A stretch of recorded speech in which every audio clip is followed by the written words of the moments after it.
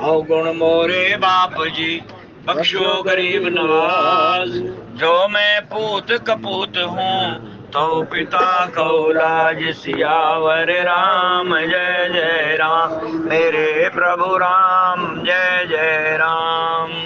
लेकर तेरा आसरा चला करन यह काज।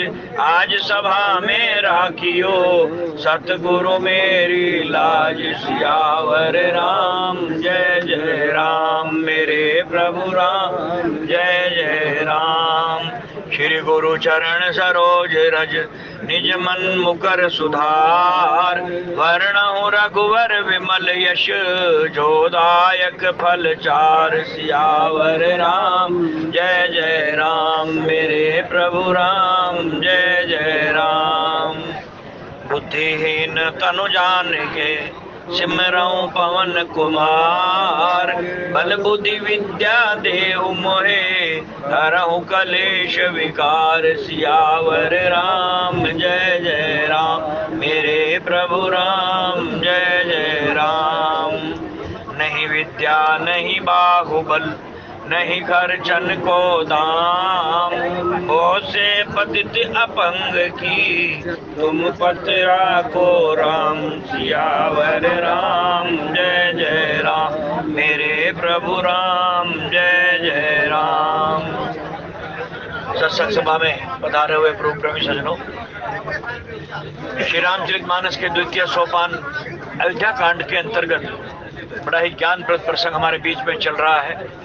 इस प्रसंग को हम कई दृष्टिकोणों से देखते हैं, सामाजिक दृष्टि से, राजनीतिक दृष्टि से, पारिवारिक दृष्टि से, कई तरह से हम इस प्रसंग को हृदयंगम करते हुए और इस पर विचार करते हुए चल रहे हैं। इससे पूर्व कि आज की कथा के भाव आपके समक्ष रखूं, आप सब लोगों के लिए एक निमंत्रण आया है। निमंत्रण पत्र मेरे हाथ में है, मैं पढ़ के सुना देता हूं। हमारे बीच में चलने वाले आदरणीय श्री मुकेश जी, जो शाम की गाड़ी में भी और इसमें भी भजन की भी सेवा करते हैं और प्रभु के अन्य प्रेमी हैं और भगवान की कृपा से कई सालों से सेवारत हैं। उन्हीं की सुपुत्री का विवाह आगामी बुधवार यानी कल 27 नवंबर को होना निश्चित हुआ है। आप सबके लिए उन्होंने मुंह मीठा कराने के लिए आज का प्रसाद भी बंटवाया है। ये जो आज का प्रसाद हमारे बीच में बांटा जा रहा है, ये भी उन्हीं की ओर से है और आपको निमंत्रण भी भेजा है। निमंत्रण पत्र मेरे हाथ में है। इसमें मैं आपको बैंक्वेट हॉल का पता और समय और स्थान बताने जा रहा हूं, ध्यान से श्रवण कर लीजिएगा। आप लोगों में से जो भी उपलब्ध हो सके, जा सके, तो वहां जाकर के अवश्य कन्या को आशीर्वाद दे करके आए। और हम सामूहिक रूप से भी, जैसा कि हमारा नियम बना हुआ है, सामूहिक रूप से भी डब्बे की तरफ से अपने जो दैनिक रेल यात्री संकीर्तन मंडल का हमारे डब्बे का जो फंड होता है, जब हमारे पास कोई निमंत्रण आता है तो हमारा ये डब्बा, हमारी जो ये संस्था है 4 डिब्बों वाली, ये भी अपनी तरफ से कन्यादान की राशि भिजवाया करती है। तो जो भी जाए वो हमारी ये राशि भी लेता जाए और अपनी तरफ से भी जो योगदान देना चाहे, हमारी तरफ से बच्ची को आशीर्वाद दे करके आए। समय और स्थान सुन लीजिए। स्थान है शहनाई बैंक्वेट हॉल, लिख लीजिएगा, Shehnai banquet hall, Osram factory, Delhi road, जो सिविल हॉस्पिटल के पास ही पड़ता है।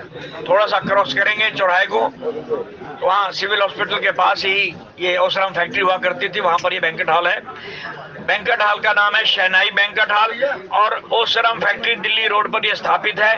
बारात का समय पहुंचने का जो रहेगा, बारात का स्वागत 7 बजे, लेकिन प्रीति भोज क्योंकि आजकल नियम है, तो कुछ बाराती जो दूर से आने वाले हैं, दिल्ली से बारात आनी है, पहले भी पहुंच जाते हैं। जो यहाँ के लोकल बाराती हैं, तो उनके लिए जो व्यवस्था रखी गई है, भोजन प्रीति भोज 6 बजे ही शुरू हो जाएगा और उसके पश्चात स्वागत बारात 7 बजे होगा। तत्पश्चात विदाई तारों की छांव में, और जो लगन का समय है, फेरों का समय है, वो उस समय पर जो है पूरे कार्यक्रम होंगे।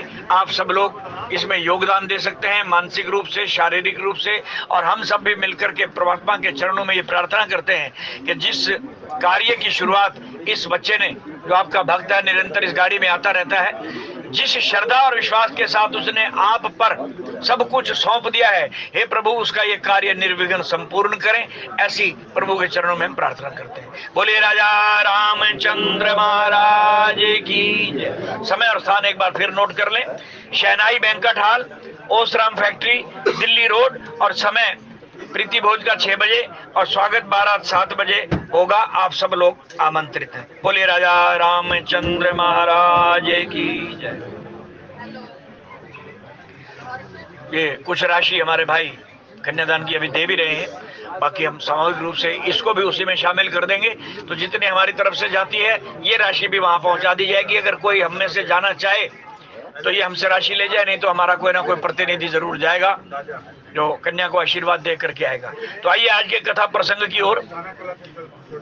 अयोध्या कांड दोहा नंबर 17। तुम्हें न सोच सुहाग बल निज बस जानहु राऊ, मन मलिन मुंह मीठ नृप राउर सरल सुभाऊ, सियावर राम जय जय राम, मेरे प्रभु राम जय जय राम। आदरणीय सज्जन, विगत कई दिन से हमारे बीच में ये प्रसंग चल रहा है। महाराज दशरथ और कैकेयी का सुंदर वार्तालाप शुरू होने से पहले एक घटना घटित हुई, क्योंकि अब तक के प्रसंग के अनुसार हमने, कथा के अनुसार हमने श्रवण किया कि किस प्रकार विधि का विधान अटल है। कोई व्यक्ति कितनी होशियारी दिखाए, चालाकी दिखाए और मैं करता रहे, होना वही है जो प्लानिंग राम ने कर रखी है, जो प्लानिंग ऊपर वाले ने कर रखी है वो अटल है, उसको कोई मिटा नहीं सकता। जैसी जय भवितव्यता तैसे ही हुई सहाई, आप न जाई ताही पर आप ताही तहां ले जाई। जो घटना घटनी है, जिस समय पर घटनी है, जिस स्थान पर घटनी है, वो अटल है। लेकिन सूली की सुई बन जाया करती है। मान लो हमारे जीवन में कोई दुर्घटना घटनी है, बड़ा भयंकर हमारा कोई भाग्य में लिखा हुआ एक्सीडेंट है, तो वो समय और स्थान अपना आप ही हमें मिल जाएगा। हम शायद शरीर वहीं पहुंच जाएंगे जहां वो घटना घटनी है, जहां एक्सीडेंट होना है। लेकिन अगर वो भारी भयंकर एक्सीडेंट किसी पूर्व जन्म का हमारा कर्म का फल है, तो उस फल को हम सूली को सुई में बदल सकते हैं। कैसे? प्रभु की शरण लेकर।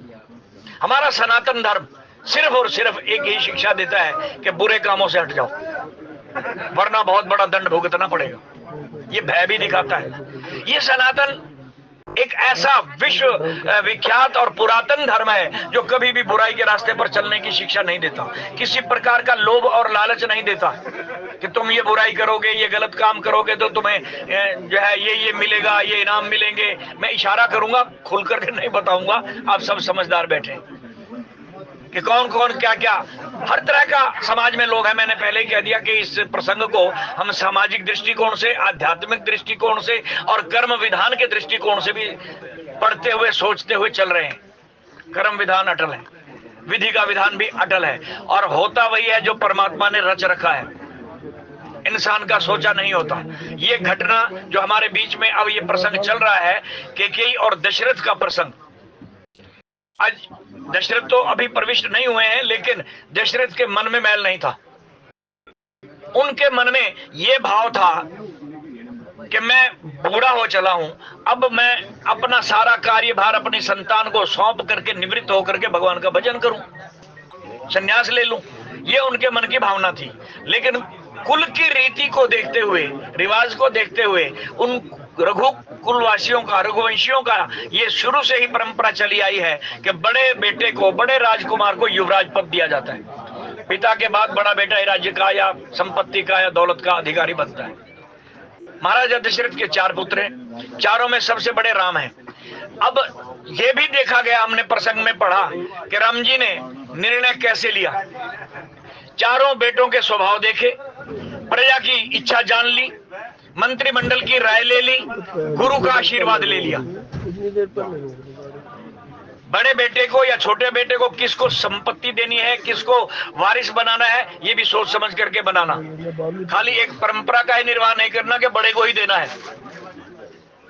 अगर मान लो आपका पिता या दादा या आपके परिवार में कोई बुजुर्ग रिटायरमेंट के करीब पहुंच गया है या शारीरिक रूप से रोगी हो गया है और अपनी संपत्ति देना चाहता है, अपने बच्चों में बांटना चाहता है, और वो सोचे कि बड़े बेटे को ही दी जाए, बड़ा बेटा फिर जैसे चाहे इसका उपयोग करे, राज्य है या दुकान है या जो भी है, सोचने से पहले ये देखना कि बड़ा बेटे के अंदर गुण भी है या नहीं। हो सकता है बड़ा बेटा आपका इतना जबरदस्त शराबी हो कि छोटों को ही घर से निकाल दे, उनकी संपत्ति ही हड़प करके बैठ जाए, भिखारी बना दे उनको, और वो छोटे बेचारे इतने सहनशील हों कि बड़े भाई को बाप के समान समझ करके उसको बाप का दर्जा देते हो।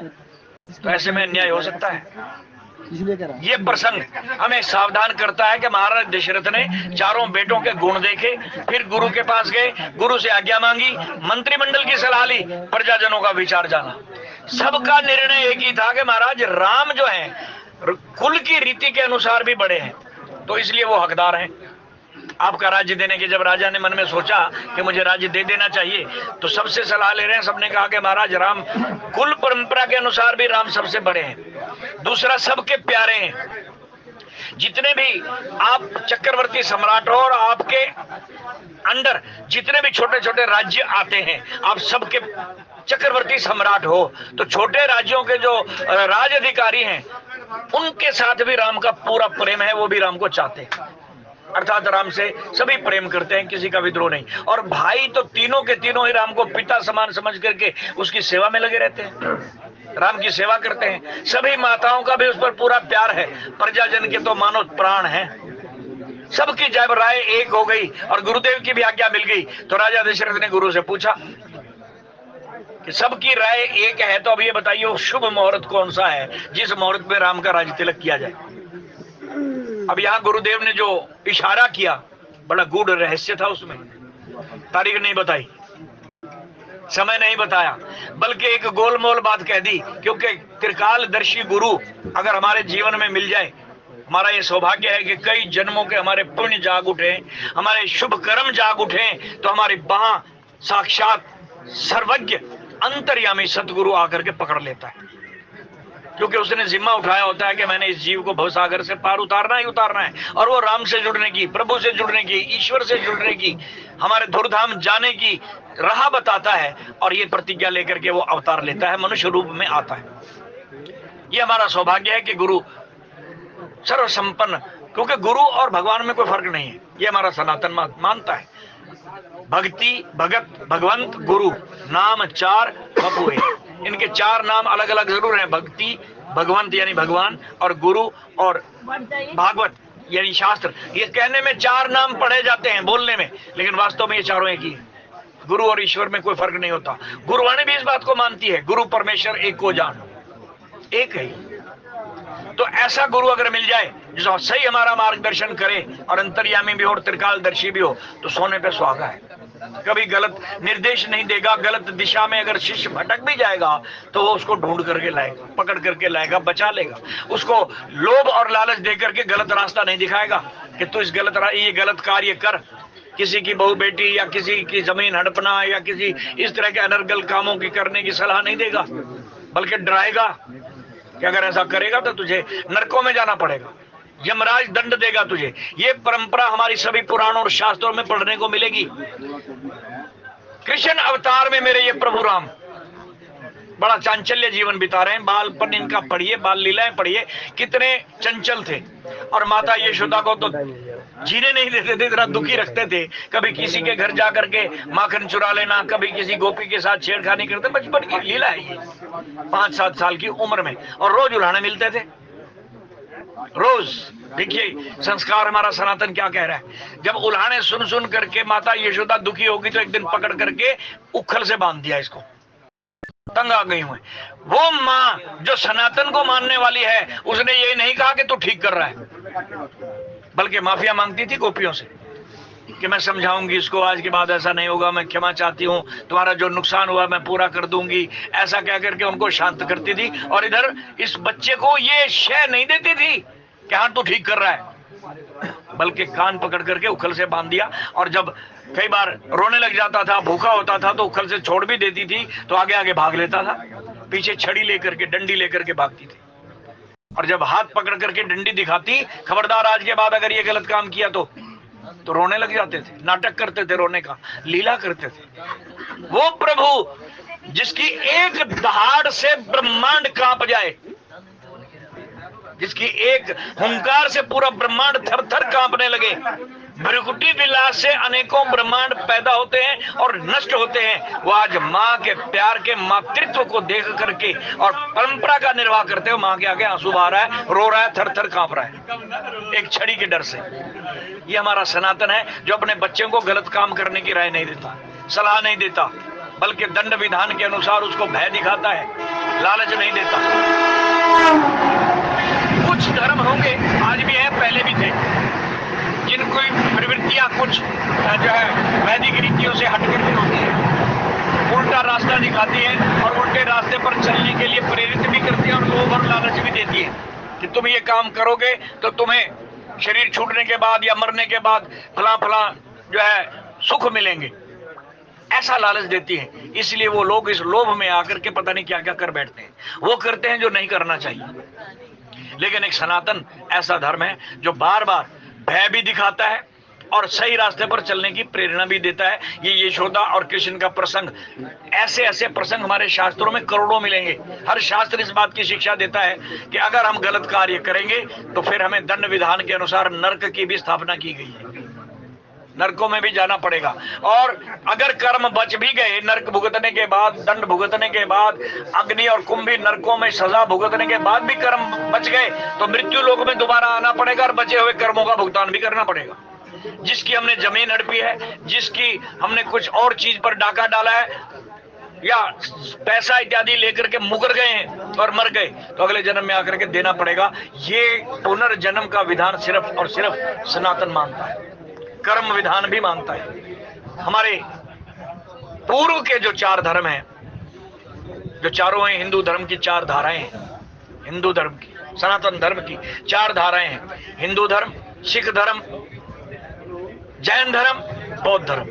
ये इसी सनातन की चार कोण हैं, चार धाराएं हैं। ये चारों के चारों पुनर्जन्म को मानते हैं और कर्म विधान को भी मानते हैं कि कर्मों का विधान अटल है, भुगतना ही पड़ेगा, पुनर्जन्म भी होगा। लेकिन पश्चिम साइड के चार धर्म जो इस पुनर्जन्म को नहीं मानते, उनका एक ही नारा है कि बाबर ऐश कोश के आलम दोबारा ने, ये फारसी का एक शेर है, बाबर ऐश कोश के ये संसार ऐश प्रस्ती के लिए मिला है, ये जन्म मनुष्य का चोला, खाओ पियो ऐश करो, शराब पियो, मांस मीट खाओ और बुरे कर्म करो, दोबारा पता नहीं मनुष्य का जोनी मिलेगी नहीं मिलेगी, पुनर्जन्म है। वो मानते ही नहीं वो लोग। उनका एक ही नारा है, बाबर ऐश कोश के आलम दोबारा नहीं। बाबर माने ये शरीर, मनुष्य का शरीर, बाबर ऐश कोश, ये ऐश करने के लिए मिला है, भोग विलास के लिए मिला है, करो। आलम, आलम माने दुनिया, ये संसार, दोबारा नेस्त, ये दोबारा नहीं मिलेगा। लेकिन हमारा सनातन कहता है भाई मिलेगा, अगर गलत कर्म करोगे तो भुगतान करने के लिए आना भी पड़ेगा। किसी का पैसा खा करके मर गए, मुकर गए, दबंगई दिखाई, जा कर ले क्या करेगा, भूलो मत, हिसाब देना पड़ेगा। पाई पाई का हिसाब चुकता जब तक नहीं हो जाएगा, भवसागर से ये जीव पार होकर के धूर्धाम जा ही नहीं सकता। एक एक कर्म का भुगतान है यहाँ, ये हमारा सनातन मानता है। और सनातन हमें शिक्षा भी देता है। देखो, सामाजिक तरीके रीति से देखा जाए तो हमें यही समाज, अच्छे और बुरे दोनों रास्ते दिखाने वाले लोग यहाँ मौजूद हैं। लेकिन सत्संग से जो जीव जुड़ गया, जिसकी वहां गुरु ने पकड़ ली, उसके अंदर सुमति ही जागेगी। सुमति कुमति सबके उड़ रही। हमारे अंदर बुरी मति भी है, बुद्धि हमारी उल्टी भी है और सीधी भी है। लेकिन अगर हमें संग अच्छा मिल गया, माता पिता अच्छे मिल गए, परिवार अच्छा मिल गया, विद्यालय में पढ़ाने वाले टीचर अच्छे मिल गए, दोस्त अच्छे मिल गए, तो हम सीधे रास्ते पर चल पड़े। और अगर यही संगत ज्वारी शराबियों वाली मिल गई, गलत काम करने वालों की मिल गई, तो हम गलत रास्ते पर चल पड़ेंगे। जैसी संगत होगी वैसी बुद्धि कार्य करेगी। आज इसी कुसंग का जो प्रसंग हमारे बीच में है, इसके पीछे लॉजिक दिया गया कि ये विधि के विधान के अनुसार हो रहा है। महाराज दशरथ से गलती से एक भूल हो गई, जान करके नहीं की। अचानक एक बाण, शब्द भेदी बाण का उन्होंने दुरुपयोग कर दिया। उनके पास शक्ति थी, शब्द भेदी बाण, अंधेरे में भी वो चला देते तो निशाने पर लगता था। जहां से आवाज आती थी, शब्द भेदी यानी आवाज का भेदन करने वाला, जहां से आवाज आएगी वहीं वो निशाना जाके लगेगा। महाराज दशरथ रात के अंधेरे में शिकार खेल रहे थे और अचानक एक जगह से आवाज सुनाई दी, पानी के अंदर गुड़गुड़ की, समझा कोई जंगली जानवर है जो खूंखार है, अंधेरे में दिखाई नहीं दे रहा, और ये मेरी प्रजा के ऊपर आक्रमण ना कर दे, शब्द वेदी बाण चला दिया। बस यही गलती विधि के विधान के अनुसार हुई। जो गलतियां या अच्छे काम भी होते हैं तो उसमें कभी ये मत सोचना कि मैं करने वाला हूं। कहीं आपने दान किया, किसी को की मदद कर दी, किसी गरीब के सहारा आप बन गए, किसी गरीब बच्चे की फीस भर दी, मैं मत करना, मैंने किया है। नहीं अर्जुन, तू सब कुछ कर, कर्म कर, तेरा अधिकार है, कर्म नहीं अधिकार, तेरा अधिकार है कर, लेकिन कर्म करके अपने आप को कर्ता मत मान। सब कुछ मेरे हवाले कर दे, मेरी शरण में आ जा। फिर तुझसे अगर कोई गलत काम भी हो जाएगा, पाप भी हो जाएगा, किसी की हत्या भी हो जाएगी, तो उसका भुगतान तू नहीं करेगा, मैं करूंगा। ऐसा भगवान श्री कृष्ण कहते हैं। लेकिन कर मुझे आगे रख करके अपने आप को कर्ता मत मान। तो ये भी संदेश है कि हम किसी भी शुभ कार्य में अपने आप को कर्ता ना माने कि मैं ये सेवा ना करता तो ये सेवा होनी नहीं थी, मैं ये डब्बे की सेवा करने वाला, संचालकी करने वाला, फलाना कार्य या समाज में कोई काम करने वाला, मैं निकाल देना, मैं कोई नहीं हूं करने वाला। अच्छा बुरा जो भी होता है ये कर्म विधान है और उसकी इच्छा से होता है। जब सही समय आता है तो हमें अच्छे और बुरे दोनों कर्मों का फल मिलता है। और अगर हम सत्संग से जुड़ गए निरंतर, तो ये जो भारी कर्म है, मान लो एक्सीडेंट में हमारा कोई बहुत बड़ा अंग भंग होना है, और अगर हम शरण में चले गए प्रभु की, में सत्संग से जुड़ गए, तो चोट तो लगेगी, कर्म का भुगतान तो होगा, जो हमने किया है वो आगे आएगा, समय पर आएगा, लेकिन वो भारी चोट से हम बच करके थोड़ी सी चोट में गुजारा हो जाएगा। इसको कहते हैं सूली की सुई बनना। जहां फांसी लगनी हो वहां थोड़े से चोट लगने से भी काम चल जाता है। कर्म तो भुगत गए, थोड़े में भुगत गए।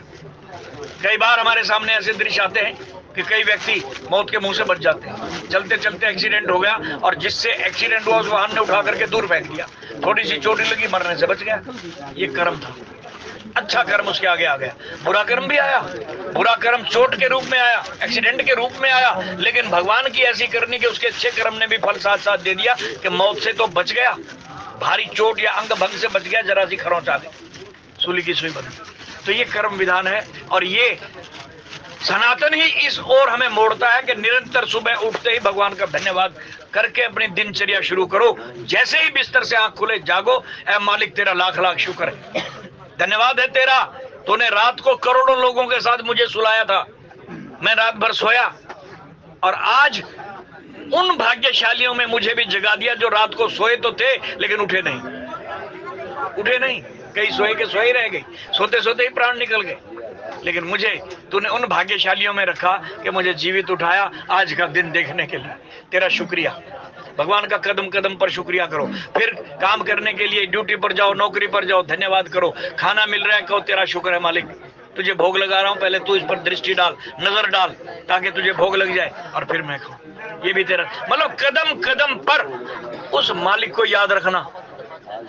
जो कुछ भी दिया है उसी का दिया हुआ है, शरीर, तन, मन, धन, और इसको भोगने के लिए कपड़े, वस्त्र, अन्न सब उसी का दिया हुआ है। क्या संसार में हम देख नहीं रहे कि कितने लोग बेचारे ठंड में रात को पड़े पड़े शरीर छोड़ जाते हैं, स्टेशनों के बाहर पड़े हुए। कई मनुष्य योनि में तो हैं लेकिन बुद्धि नहीं है, उठते ही शराब का वो खोलते हैं, ठेके के आगे जाकर के बेहोश होकर पड़ जाते हैं। वो भी तो मनुष्य हैं, वो भी तो इंसान है, लेकिन कर्म विधान। हम लोग भाग्यशाली हैं कि हमारे माता पिता संस्कारवान हमें मिले, अच्छे कुल में जन्म मिला, अच्छी संगति मिली, और यहाँ सत्संग के डब्बे से मालिक की कृपा की डोरी हमें खींच करके ले आई। बिन सत्संग विवेक ना होई, राम कृपा बिन सुलभ न सोई। राम की कृपा से ही सत्संग मिल रहा है, हम अपनी मर्जी से नहीं आए। जो रोज आने वाले हैं वो तो हैं, जो कभी कभी आते हैं या अचानक आ जा गए हैं, वो ये ना सोचे कि हम अचानक आ गए हैं। राम की कृपा हुई है, उसकी डोरी दिखाई नहीं दे रही लेकिन खींच करके लाई है। चल आज तू सत्संग सुन, मेरे गुण सुन, शायद कोई एक बात तेरे बुद्धि में बैठ जाए और तेरे अंदर विवेक जाग उठे। विवेक बुद्धि की वो निर्णायक शक्ति है, उस शक्ति का नाम है जो ये फैसला करती है कि मुझे क्या करना चाहिए, क्या नहीं करना चाहिए। बिन सत्संग विवेक ना होई, राम कृपा बिन सुलभ ना सोई। विवेक जागेगा सत्संग में। तो ये संसार है, या हमने अपने किए हुए कर्मों का फल का भुगतान भी करना है, और वो सूली की सुई बन करके कैसे भुगतेगा वो भगवान की शरण लेनी पड़ेगी। लेकिन भगवान अंग संग हमारे साथ होकर के हमारे कर्म भुगतवा देता है। दशरथ का श्राप उसके लिए वरदान बन गया, उसके घर संतान हो गई जो नहीं हो रही थी। केकेई को इस बात का पता चला।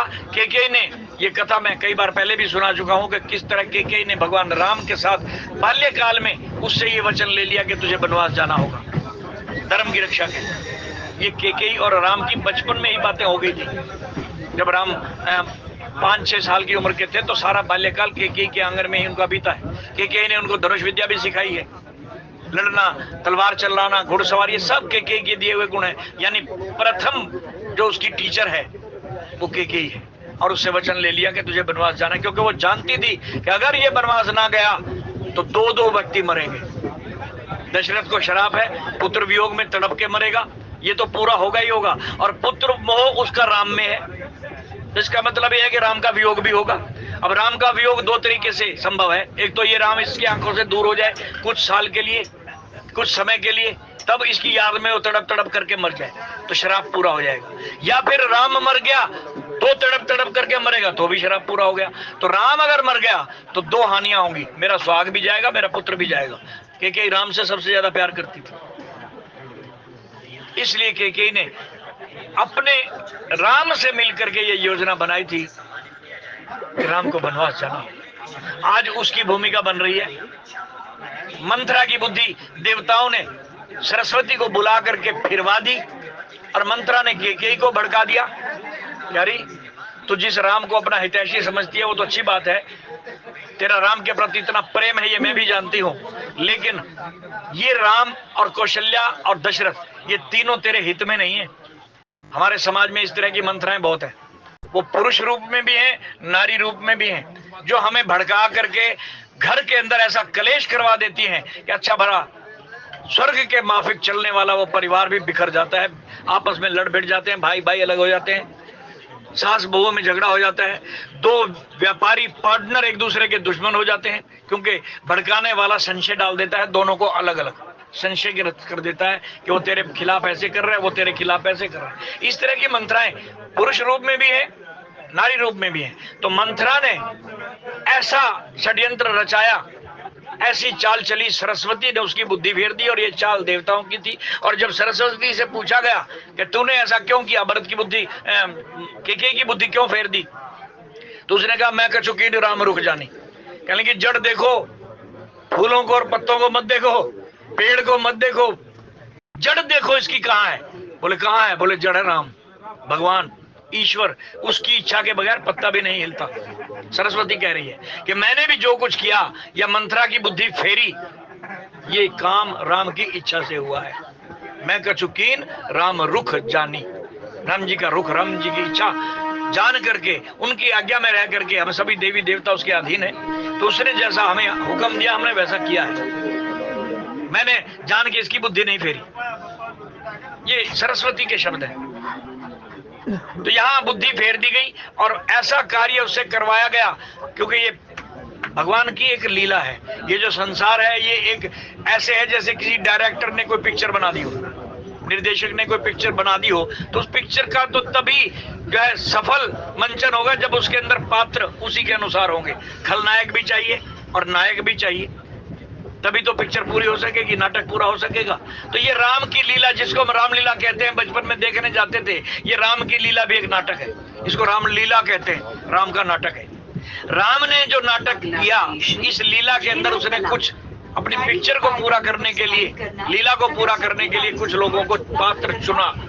केकेई को जो रोल दिया गया वो उसके अनुकूल था, क्योंकि इतना मार्मिक निर्णय ना कौशल्या ले सकती थी ना सुमित्रा ले सकती थी, ये राम जी जानते हैं। तो ये बड़ा एक दर्दनाक निर्णय था राम को वनवास भेजना, और इसका परिणाम भी राम जानते थे कि दशरथ का मरण होगा, प्रजा अनाथ हो जाएगी, परिवार भी खड़ जाएगा, माताएं विधवा हो जाएंगी। इतना कड़ा निर्णय सिवाय केकेई की और कोई ले नहीं सकता था। और इसके पीछे भी बहुत से लॉजिक हैं, पिछली जो है कथाएं हैं कई युगों की, हम समय समय पर वो सुनाते भी रहते हैं कि केकेई भी कोई मामूली स्त्री नहीं थी जिसने भरत जैसे लाल को जन्म दिया। वो लाल जिसके नाम की माला राम जपता है, सारा संसार राम के नाम की माला जपे, राम के नाम की माला जपते हैं, राम राम राम राम करते हैं, लेकिन राम भरत के नाम की माला जपता है। ऐसे बालक को जन्म देने वाली माता केकेई कोई मामूली स्त्री नहीं थी, पूर्व काल की बहुत बड़ी तपस्विनी थी। और इतना जबरदस्त अदिति कश्यप महातप कीना, अदिति नाम की ये कश्यप मुनि की पत्नी थी। दोनों ने महान तप किया था, जिसके कारण भगवान को प्रकट होकर के वरदान देना पड़ा कि मैं तेरे गर्भ से उत्पन्न होकर के तुझे मातृत्व प्रदान करूं। ये द्वापर युग में पूरा किया गया वचन। ऐसा ही मनु और शत्रुपा को वचन दिया गया जो त्रेता युग में पूरा किया गया। तो ये बहुत सी पूर्व काल की कथाएं जिनको हम संक्षेप में बताते चलते हैं, ये वो केकई है। आज केकई की बुद्धि को अस्थिर करने के लिए मंत्रा को सरस्वती के द्वारा बहकाया गया, और मंत्रा ने देखा कि कैसे कोई ऐसा वार करूं जिससे ये राज तिलक ना हो पाए। ये कल आज की रात बाकी है, कल तो राज तिलक हो जाएगा, और अगर राम राजा बन गए तो भरत तो इनकी गुलामी करेगा। मेरी महारानी केकई कौशल्या की दासी बन करके रह जाएगी। और कमाल की बात तो ये है कि सारी शहर में ढिढोरा पीट दिया गया कि कल राम का राज तिलक होने वाला है, केकई को नहीं बताया गया। बस इसी कमजोरी का फायदा उठा लिया मंत्रा ने। तो ये सामाजिक दृष्टिकोण से भी ये प्रसंग महत्वपूर्ण है कि पति और पत्नी का जोड़ा ऐसा होना चाहिए कि एक दूसरे से छिपाओ मत रखो। जो भी दिल का भेद है पति पत्नी को, और पति पत्नी को बता दे घर के अंदर क्या हो रहा है क्या नहीं हो रहा, कैसे घर संचालन करना है, गरीबी है अमीरी है, वो तो भाग्य का खेल है। लेकिन दोनों के तालमेल एक होना चाहिए, दोनों का दिल एक होना चाहिए, छिपाव नहीं होना चाहिए, छल कपट नहीं होना चाहिए, वरना नाश हो जाएगा घर का। और भड़काने वाले तो इस इंतजार में ही रहते हैं। तो ये मौका मिला मंत्रा को कि राजा ने एक छिपाव किया है, मैं उसका फायदा क्यों ना उठा लूं। क्या छिपाव किया? जबकि राजा के दिल में मैल नहीं है, दशरथ के दिल में कोई मैल नहीं है। उनके दिल में तो ये था कि मैं खुद जाकर के ये शुभ समाचार रानी केकई को सुनाऊंगा, रात को जाऊंगा और उसको ये शुभ समाचार मैं खुद सुनाऊंगा, जबकि बाकी प्रजा को ढिंढोरे के जरिए, मनादी के जरिए बताया गया। केकई को मैं बताऊंगा। क्यों? केकई से वो बेहद प्यार करते थे और ये जानते थे कि केकई का सबसे प्यारा और लाडला पुत्र अगर कोई है तो राम है। भरत से भी ज्यादा राम को प्यार करती है। तो जब वो राम का राज तिलक सुनेगी तो नाचने लग जाएगी खुशी से।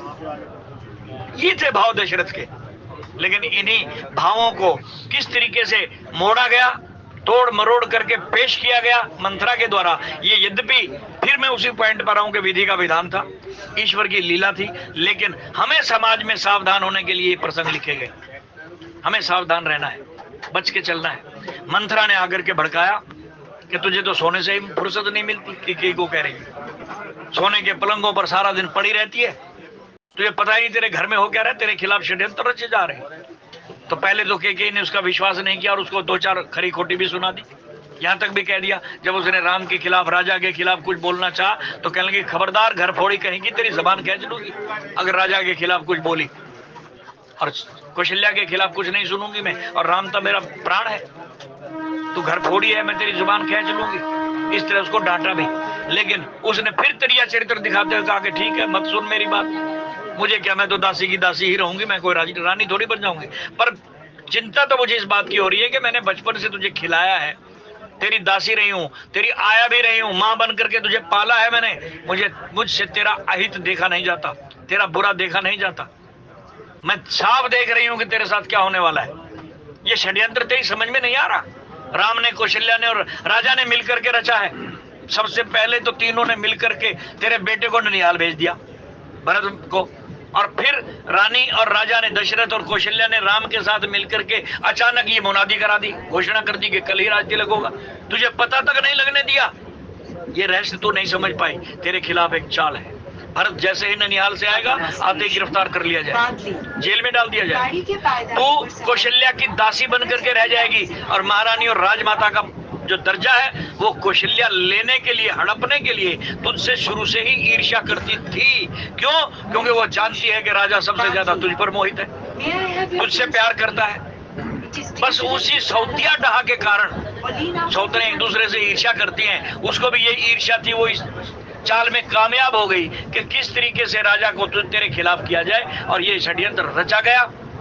और वो राजा के मोह से तुझे दूर करने के लिए, खुद रानी का पद पाने के लिए, तुझे उसके खिलाफ करने के लिए उसने ये चाल चली, और अचानक राज तिलक की घोषणा हो गई जिसका तुझे पता नहीं, तेरे बेटे को पता नहीं। और कौशल्या तो चाहती है कि किसी तरीके से मैं राजमाता बन जाऊं, महारानी का दर्जा पा जाऊं और ये मेरी गुलाम बन जाए, क्योंकि वो जानती है कि सुमित्रा तो मेरी आज्ञा में रहती है, वो मेरे खिलाफ नहीं जाती। वो मेरे हुक्म को मानती है। केकई है जो अपने पति के बल पर, पति के प्यार में ऐसी अंधी हो गई कि मेरी बात ही नहीं सुनती। ये सौतिया डा है उसके अंदर। इस तरह के रची पची कोटिक कुटिल पन, कई ऐसी कीने से बहुत प्रबोध, कई ऐसी कथा सौ सौती के, जय विधि बाढ़ विरोध, सियावर राम जय जय राम, मेरे प्रभु राम जय जय राम। अरे तू नहीं जानते पूर्व काल में सौतनों ने क्या क्या किया? विनीता और कद्रू, कश्यप मुनि की दोनों पत्नियां। कद्रू ने विनीता के साथ क्या किया? विनीता गरुड़ की माँ है और कद्रू नाग माता है। दोनों एक ही पत्नी जो है सौतने हैं। और वहां पर कद्रू ने जो षड्यंत्र रचा था, अपनी बड़ी रानी को, बड़ी सौतन को अपनी गुलाम बना लिया था, यानी गरुड़ की माँ को। वही तेरे साथ होने वाला है।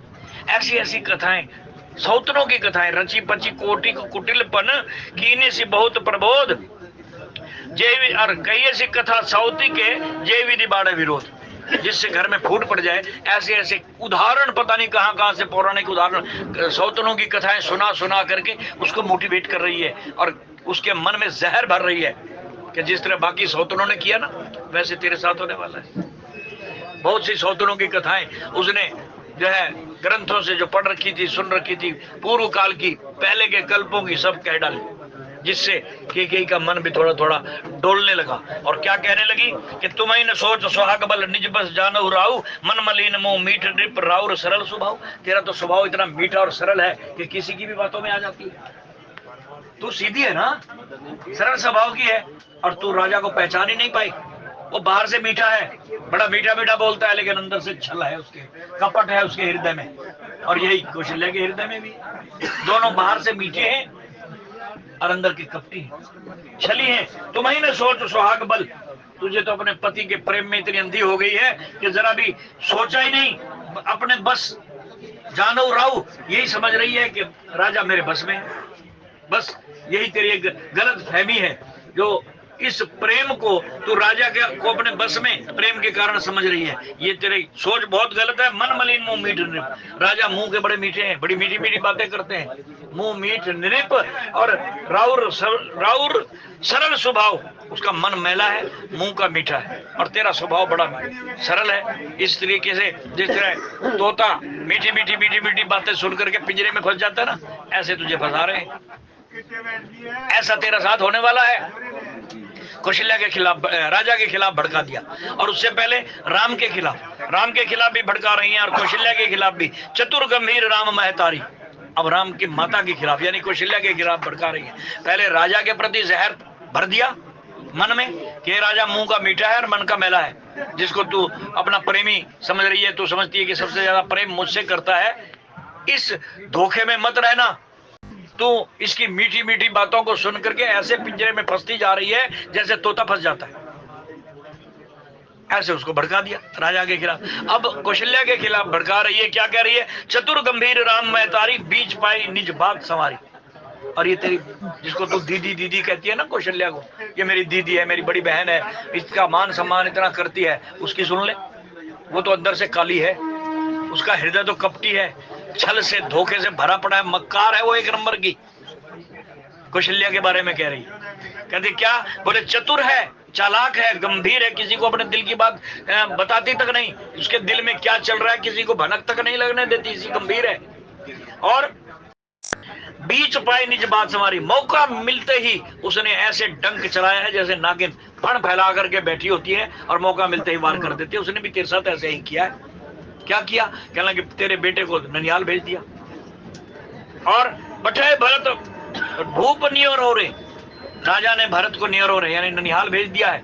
यह मौका था, और इस मौके का फायदा उठा करके राम मात मत जानब रौरे, राम की मां ने, कौशल्या ने आपको बस में करने की सलाह ये राजा से मिलकर के बनाई कि तेरे बेटे को ननिहाल भेज दिया ताकि मेरा वार चल सके, और पीछे से षड्यंत्र रच दिया। और अचानक राम को राज तिलक करने की घोषणा करने की क्या जरूरत थी? कुछ समय तो देते, भरत का इंतजार करते, तेरी नॉलेज में बात लाते। सब नहीं, कुछ नहीं, तेरे साथ तो धोखा हुआ है। ऐसे भड़का रही है मंत्रा। सावधान रहना। आपके घरों में भी ऐसी मंत्राएं, आपके परिवार में, आपके अड़ोस पड़ोस में, आपके राज्य में, आपके देश में और आपके व्यापारिक संस्थानों में, आपकी दुकान में ऐसे बहुत से लोग होंगे। समाज भरा पड़ा है ऐसे लोगों से जो भाई भाई में ऐसी फूट डलवा दे कि जो भाई एक दूसरे के बगैर सोते नहीं, वो एक दूसरे पर छुरी चलाने के लिए तैयार हो जाए। सावधान रहना। लेकिन ये सावधानी तब जरूरी होगी जब सत्संग से जुड़ो। निरंतर सत्संग सुनते रहो, जुड़े रहो, तब मन की मैल उतरेगी, मन निर्मल हो जाएगा और भगवान तुम्हें अपना लेंगे, क्योंकि उनका वचन है निर्मल मन जन सो मोहि पावा, मोहे कपट छल छिद्र न भावा। वो अपनाने के लिए तैयार खड़े हैं, लेकिन मन से कपट छल छिद्र ये सब, ये मैल उतर जाए, और ये मैल उतरेगी सत्संग से। जब मन निर्मल हो जाएंगे तो हमारे लिए सारा संसार राममय होगा। और फिर गोस्वामी जी की ये बात याद कर लेना कि सारा संसार राम का रूप है। सिय राम मैं सब जग जानी, करहूं प्रणाम जोर जुग पानी। मैं सारे संसार को राम और सीता का रूप मान करके प्रणाम करता हूँ। उनकी नजर में कोई बुरा अच्छा है ही नहीं, क्योंकि खुद का दिल साफ हो गया, मन की मैल उतर गई, इसलिए सब मन से साफ है, कोई बुरा दिखाई नहीं देता उनको। कबीर साहब भी यही कहते हैं, बुरा जो देखकर मैं चला तो बुरा ना मिले कोई, मुझे कोई बुरा दिखाई ही नहीं देता। क्यों? अगर हम अच्छे हैं, हमारा मन साफ है, तो हमारे लिए सब साफ है।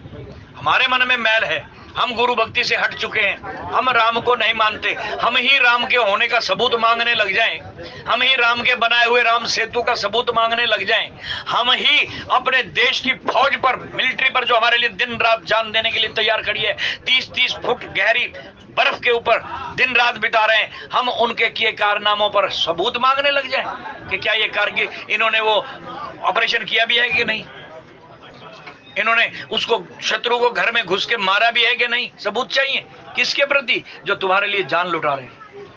ये क्या है? ये मलिनता है हमारे मन की, ये कुसंगियों का संग है। बुरे लोग ऐसा मार्ग दिखाते हैं, हमें सावधान रहना है। देश के प्रति, अपने धर्म के प्रति, व्यापार के प्रति, परिवार के प्रति, भाईचारे के प्रति ये होने ना पाए, ये ध्यान रखना।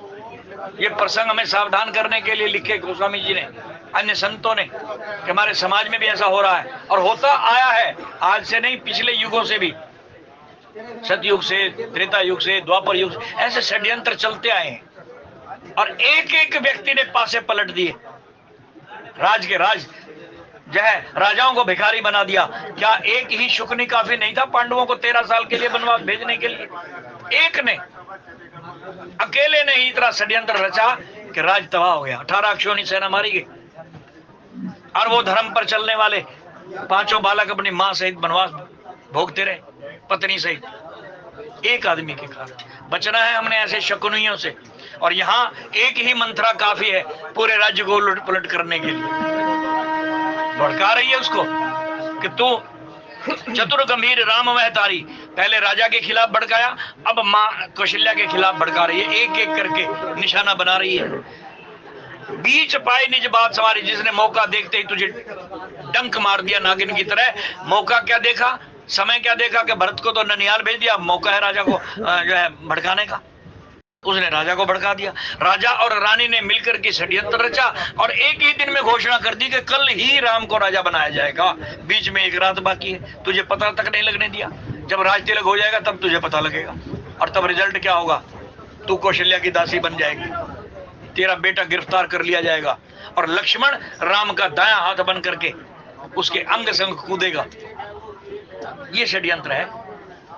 तो बोली से वही सकल सप्ति मोहि नीके, गर्भित भरत मात बल पीके।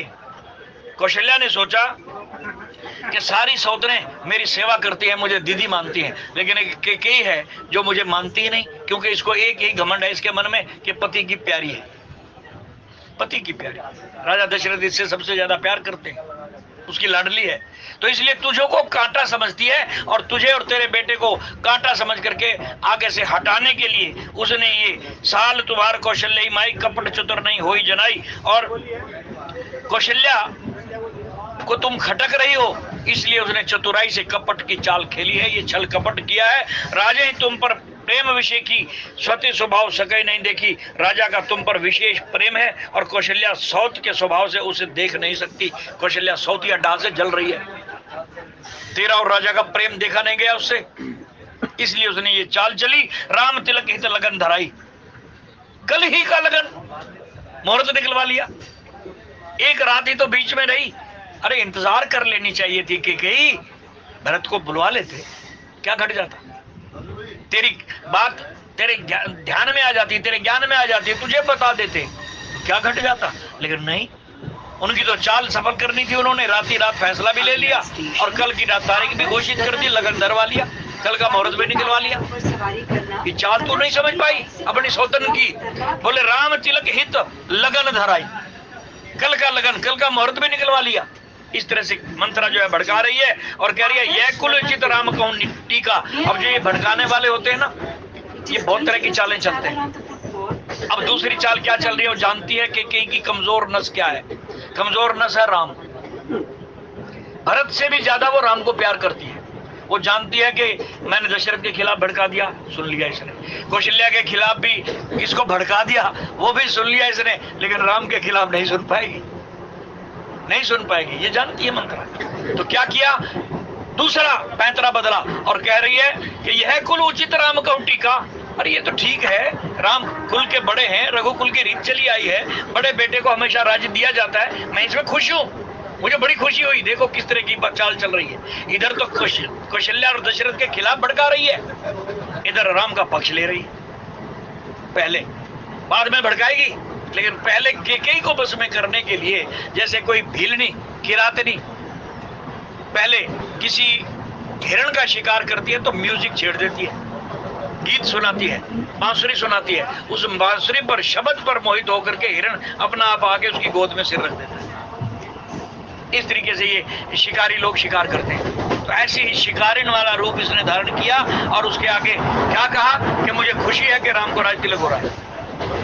ये रीत है तुम्हारे कुल की, क्योंकि यह कुल उचित राम कहूं टीका, सबकी सुहाई मोही सुठी नीका। यह उचित है कि रघुकुल की रीत की परंपरा जो है निभाई जा रही है और ये सभी को अच्छी भी लगती है। मुझे ही नहीं, सारा संसार, सारा देश इसको मान रहा है कि राम को राज तिलक होना चाहिए। और देव देव फिर सोफल ओही, आगे बात समझ डर मोही। ये बात यहाँ तक तो ठीक है कि राम को राज तिलक हो रहा है, यहाँ तक तो मैं भी सहमत हूँ, सारा संसार, सारा देश सहमत है इस बात से। लेकिन मैं तो डर रही हूँ अगली बात को सोच करके, आगे इसका रिजल्ट क्या निकलेगा। राम का राज हो जाएगा तो इसका परिणाम क्या होगा, मैं तो उस परिणाम को देख करके डर रही हूँ।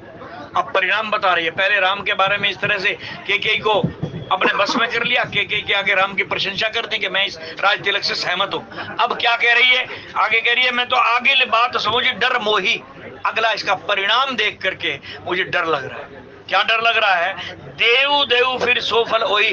अरे मैं तो कहती हूँ कि जो डर मेरे मन में बैठ गया है ना, मुझे जो आगे दिख रहा है कि क्या होने वाला है, भगवान उसी कौशल्या को ही ये दंड दे, तुझे ना दे, जिसने तेरे खिलाफ षड्यंत्र रचा है ना, इस षड्यंत्र की सजा उसी को मिले, तुझे ना मिले। देव दैव, मैं दो मात्राएं लगाई हैं, देव पर एक मात्रा है और दैव पर दो। देव और देव दोनों शब्द मिलते जुलते हैं, लेकिन मात्राओं के कारण अर्थ बदल गए, अर्थ बदल गए, ये व्याकरण का नियम है। तो क्या कह रही है कि देव दैव फिर सोफल ओही। दैव यानी देवता यानी परमात्मा, दैव ये दो मात्राएं हैं। परमात्मा देव यानी देवे, परमात्मा उस तेरी सौतन को जिसने तेरे खिलाफ षड्यंत्र रचा है, इसका बुरा फल उसी को मिले। मैं तो यही दुआ करती हूँ, वो फल भोगे, तेरे ऊपर कोई गाज ना गिरे। और इस तरीके से उसको अपने बस में करते हुए आगे कह रही है, रची पची कोटिक कुटिलपन। फिर मन में जो रचनाएं रच रखी थी बहुत दिनों से, उसके मन में जो भड़ास थी, आज मौका मिल गया, उसने सारे इतिहास के पन्ने खोल डाले। रची पची कोटिक कुटिलपन, मन के अंदर जितनी कुटिलता भरी थी, जितना फरेब भरा था, सबकी रचना उसने झूठी मूठी बनाई, झूठ की रचना की। आगे आएगा कौन कौन से झूठ बोल रही है वो। सबसे पहला झूठ तो ये कह रही है कि अरे तुझे पता ही नहीं, 15 दिन से दीप मालाएं हो रही हैं अयोध्या के अंदर, बैंड बाजे बज रहे हैं, लोग डांस कर रहे हैं, नाच रहे हैं, 15 दिन से ये तैयारियां हो रही हैं और तुझे पता तक नहीं। जबकि सच्चाई क्या है कि 15 दिन तो बहुत दूर की बात, एक दिन पहले ही तो महाराज दशरथ ने निर्णय लिया। एक दिन पहले ही तो सुबह उठते ही शीशा देखा और सफेद बाल देख करके सीधे गुरु के पास चले गए कि मैं बूढ़ा हो गया हूं, मुझे संन्यास लेना चाहिए। एक दिन की बात थी, लेकिन इसने कैसे कुटिलपन रचे, कैसी रचना रची कि 15 दिन से ये योजना बन रही है। ये झूठ है। तो जो ये घर में आग लगाने वाले होते या होती है ना, ये इसी तरह की झूठी मूठी बातें बनाते हैं, पता नहीं क्या क्या कह देंगे। अरे तेरी देवरानी तो पता नहीं कहाँ मॉल में और वहां जाके शॉपिंग करती फिर रही है, मैंने देखा फलाने ज्वेलर की दुकान पे बैठी थी। ऐसे ऐसे भड़काने वाली बहुत होती है भाई। तो हमारी माताओं बहनों को सावधान रहना चाहिए, भाइयों को भी सावधान रहना चाहिए। समाज में ऐसा हो रहा है, और सबसे पहले हमें अपने बच्चों पर भी निगाह रखनी चाहिए कि बच्चे जो है ना, ये छोटी सी प्योद है। किसान प्योद लगाता है, बीज डालता है, जब वो बीज छोटी सी प्योद के रूप में जमीन से बाहर आ जाता है तो उसको उखाड़ करके फिर दूसरी जगह लगाता है, फिर उसकी देखभाल करता है, कांटेदार बाड़ भी लगाता है, समय समय पर पानी और खाद भी देता है, तब जाकर के वो फल खाने के लायक बनता है, तब वो फसल उसके घर में आने लायक बनती है। तो ये छोटे बच्चे हमारी प्योद है, हमें सावधान करना होगा इनको आज के समाज से। हमें वो इनको धार्मिक सीरियल, धार्मिक सत्संग की बातें सुनानी होंगी। आपको याद होगा आज से लगभग 28-30 साल पहले रामानंद सागर ने एक रामायण बनाई थी।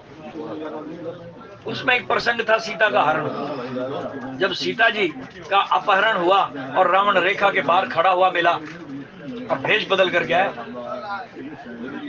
साधु बन करके आया। आज भी छली कपटी जो है ना, कपट हृदय वाले यही काम कर रहे हैं, अपने नाम भेष बदल और जातियां तक बदल लेते हैं हमारी बहु बेटियों पर प्रभाव डालने के लिए।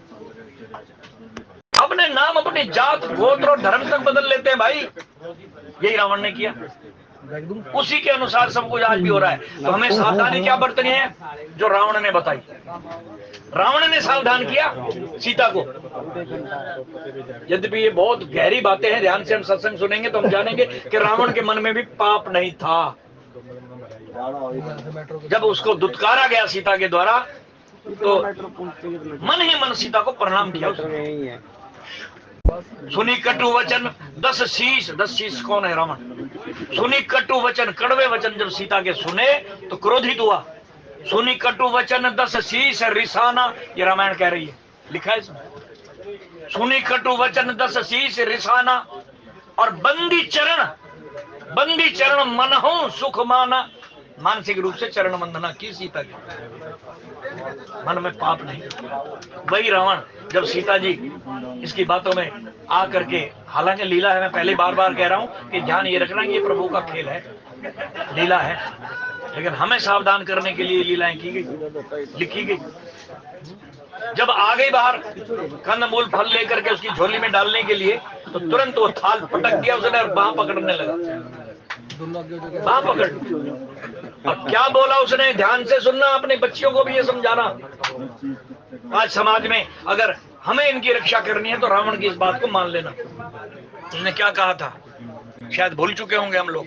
वो क्या डायलॉग था? वो डायलॉग ये था कि जब जब नारी मर्यादा की सीमा लांघेगी, मर्यादा की रेखा से बाहर आएगी, तब तब रावण खड़ा हुआ मिले।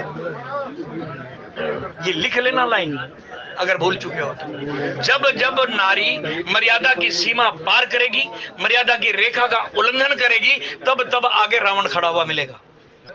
ये ठीक है कि हम दोष देते हैं कि लोग नाम, रूप, धर्म, भेष बदल करके हमारी बहु बेटियों को जो है बरगला करके मिसगाइड कर रहे हैं, लेकिन कसूर थोड़ा सा हमारा भी है कि हमें भी अपनी बच्चियों पर, बेटियों पर निगाह रखनी होगी। रावण की इस बात को हृदयंगम कर लेना कि हमारी बेटियां भी मर्यादा का उल्लंघन ना करें, हमारी नारियां भी मर्यादा की रेखा पार ना करें, मर्यादा में रहें। नारी का धर्म क्या है, ये माँ को समझाना चाहिए बेटी को। जब बेटी जवान होने लगे तो माँ समझाए। माँ बेटी की माँ भी है और सहेली भी है। माँ बेटी को जन्म देने वाली माँ भी है और जवान बेटी के लिए वो सहेली भी है, ये वेद कह रहे हैं भाई। ऐसे ही पिता बच्चे को जन्म देने वाला उसका बाप भी है, संरक्षक भी है और दोस्त भी है। लालेत 5 वर्षाणी ताड़ेत 10 वर्षाणी च षोडशेतु प्राप्ते मित्रम सम समाचरेत, ये वेद कह रहा है। क्योंकि हम इन बातों को भूल चुके हैं, सुनते नहीं, इसलिए गोस्वामी जी ने बार बार हमारे कान ऐठे हैं। बहु काल करिए सत्संगा तब हो यही संशय कर भंगा। जो बातें हम भूल चुके हैं वो याद दिलाने के लिए रोज सत्संग सुनो, रोज धार्मिक किताबें पढ़ो, अपने सनातन का हाथ पकड़े रखो। इससे बिछड़ोगे तो भाई तबाह हो जाओ। सनातन धर्म पर कुठारा घात होने जा रहे हैं, नाना प्रकार के, कई प्रकार के मन अपने आप को ढाल आगे करके बचाना होगा अपनी बेटियों को, अपने आप को, अपने धर्म को, और वो ढाल है मर्यादा। मर्यादा में रहो। हमें हमारा धर्म मर्यादा में रहने की शिक्षा देता है कि हम किसी के साथ बुरा ना करें। बुरा करेंगे तो फल भी बुरा ही भुगतना पड़ेगा।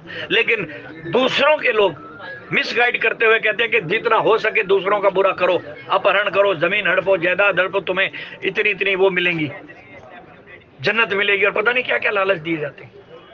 अब निर्णय हमने करना है कि हमारी एक माँ हमें 5 टॉफियां देती है छोटे से बच्चे को कि बेटा रोज उठ करके बड़ों के पांव छुआ कर, बड़े दादा ताया जो घर के परिवार के पांव छुआ कर, तुझे 5 टॉफियां रोज मिलेंगी, आशीर्वाद लिया कर इनका।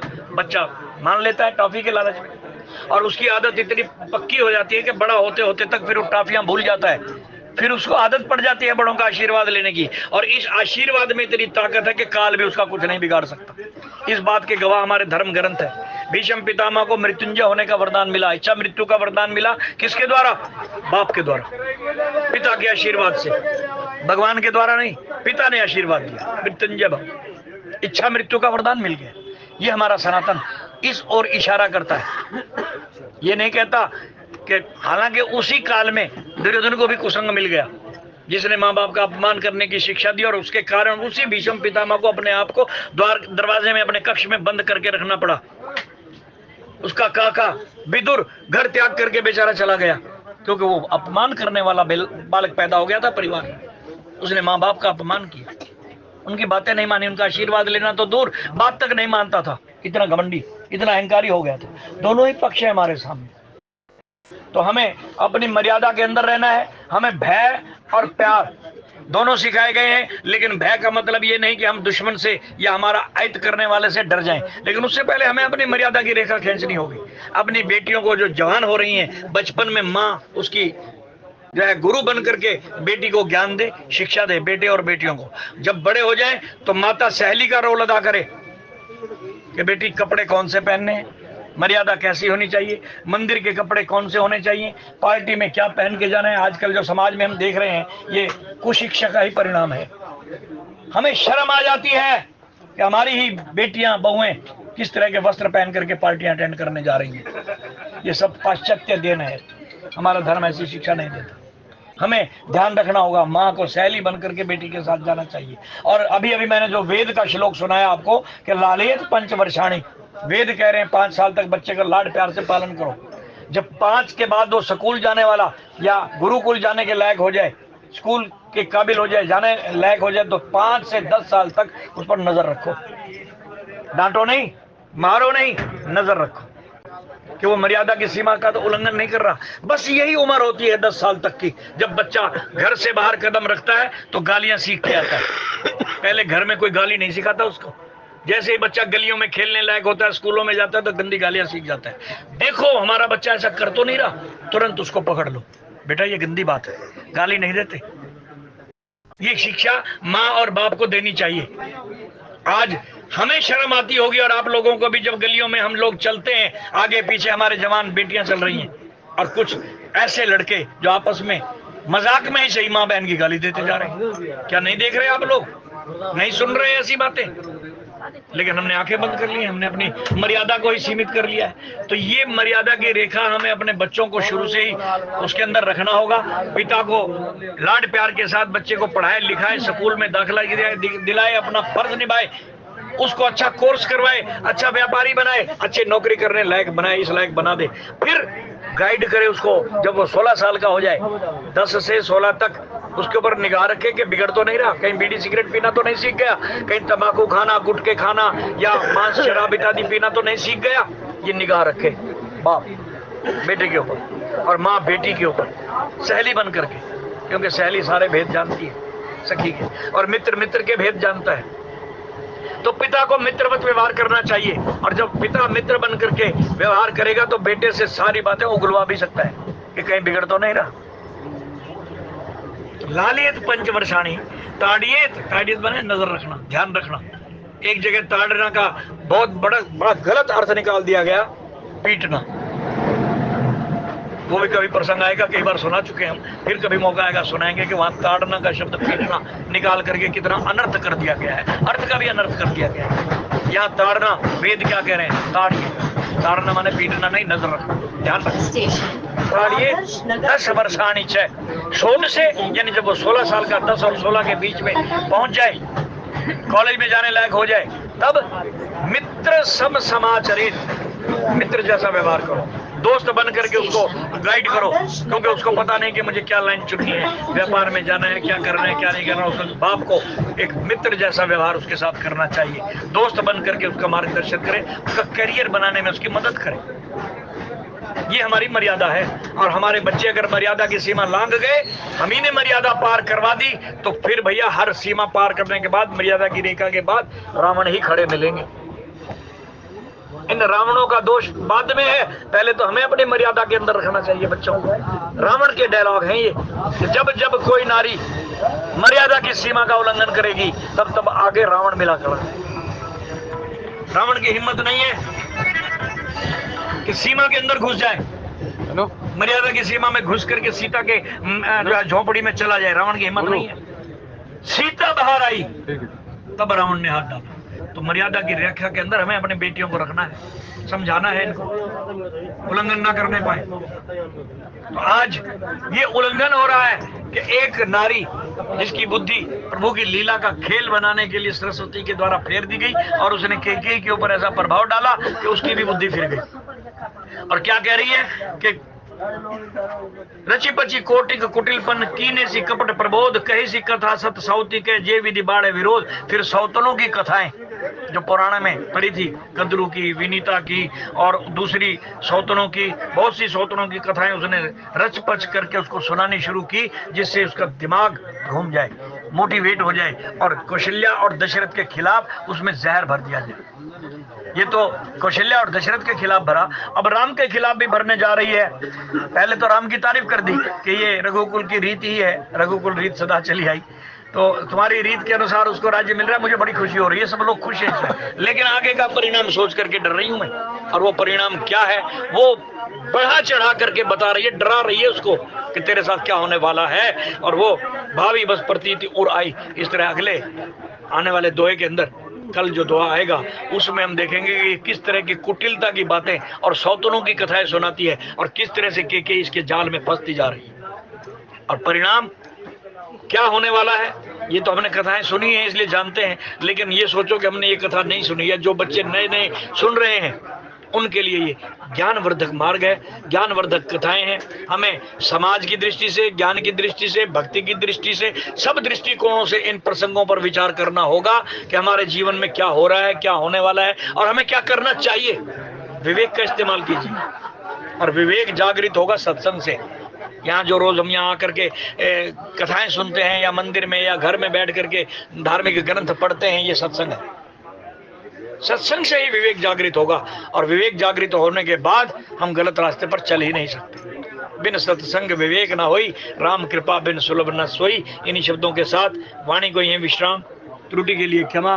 बोलिए राजा रामचंद्र महाराज की।